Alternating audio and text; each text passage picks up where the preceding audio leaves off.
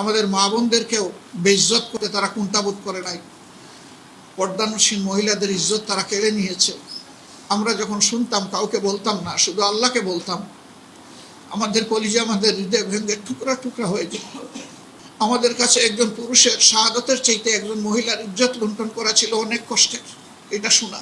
সম্মানিত ভাইয়েরা, এখানেও তারা থামেনি। হাজার হাজার মিথ্যা মামলা দিয়ে বিভীষিকাময় অবস্থা তৈরি করে লক্ষ লক্ষ মানুষকে দফায় দফায় জেলে নেওয়া হয়েছে। তার সব কিছুরই সাক্ষী এদেশের 18 কোটি মানুষ। আমরা আমাদের মনের কথাটুকু সেদিন বলার কোনো সুযোগ পাইনি। আমরা চিৎকার দিয়ে কাঁদতে পারিনি। বাপ বেটা একই টেবিলে বসেছেন খাওয়ার জন্য, দুপুরের খাবার নেবেন, তুলে এনে বলা হয়েছে রাষ্ট্রের বিরুদ্ধে ষড়যন্ত্র করতে তারা বসেছিলেন। গোপন বৈঠক, নিজের বাসায় নিজের ঘরে বাবা আর ছেলে টেবিলে বসে খাবার নিচ্ছেন, এইটাও অপরাধ। এরকম কত হাজার অপরাধ আমাদের সাথে করা হয়েছে। তার হয়তো টানা কয়েকদিন বলা যাবে, তারপরেও শেষ হবে না।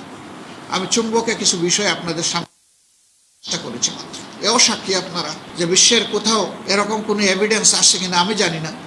আমার সামান্য অভিজ্ঞতা, ইতিহাস জ্ঞান, এর থেকে আমি কোথাও খুঁজে পাইনি রাজনৈতিক প্রতিপক্ষকে দমন করার জন্য তাদের বাড়িঘর বুলডোজার চালিয়ে ধ্বংস করে দেওয়া হয়েছে। আমার কাছে এমন কোনো নজির নেই। আমাদের সাথে সে আচরণটাও করা হয়েছে। শুধু নেতৃবৃন্দ নন, সারা দেশে ছড়িয়ে ছিটকে থাকা আমাদের সহকর্মীদের উপরে তাণ্ডব চালানো হয়েছে। এখনও গুমের শিকার হয়ে অনেকেই আছেন যাদের খবর আমরা জানি না। 2 জনকে কেবল আমরা আমাদের বুকে ফিরে পেয়েছি। তাতে আমি আল্লাহর শুকরিয়া আদায় করছি। সারা বাংলাদেশে পুরুষ মহিলা শত শত খুন করা হয়েছে। আমাদের প্রত্যেকটা রাত, প্রত্যেকটা দিন উদ্বেগ উৎকণ্ঠার মধ্যে ছিল। আমরা আমাদের আপনজনদের মুখ দেখতে পারিনি। মাস চলে গেছে, বছর চলে গেছে, আমরা দেশে অবস্থান করি, কিন্তু আপনজনদের সাথে আমাদের মুলাকাতের পরিবেশ ছিল না। আমাদের অফিসগুলো সব জায়গায় বন্ধ করে রাখা হয়েছিল। হুমকি ধমকি, অফিসের লুণ্ঠন, প্রয়োজনীয় জিনিসপত্র সব তাই করে নেওয়া হয়েছে। কোনো জায়গায় আমাদেরকে সামান্য কোনো স্পেস দেওয়া হয়নি, যেন আমরা এই দেশে কোনো মানুষ তো নই, এদেশে জন্ম নেওয়া কোনো প্রাণীও বোধহয় আমরা নই। এরকম নিষ্ঠুর আচরণ আমাদের সাথে করা হয়েছে। তরচাঁদা যুবককে তার মায়ের বুক থেকে টেনে নিয়ে তাকে খুন করা হয়েছে।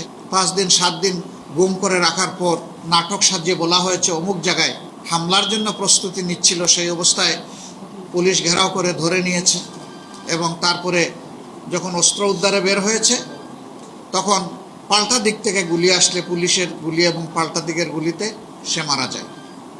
সবগুলা গুলির ঘটনা ছিল পিছন দিক থেকে খুন করা।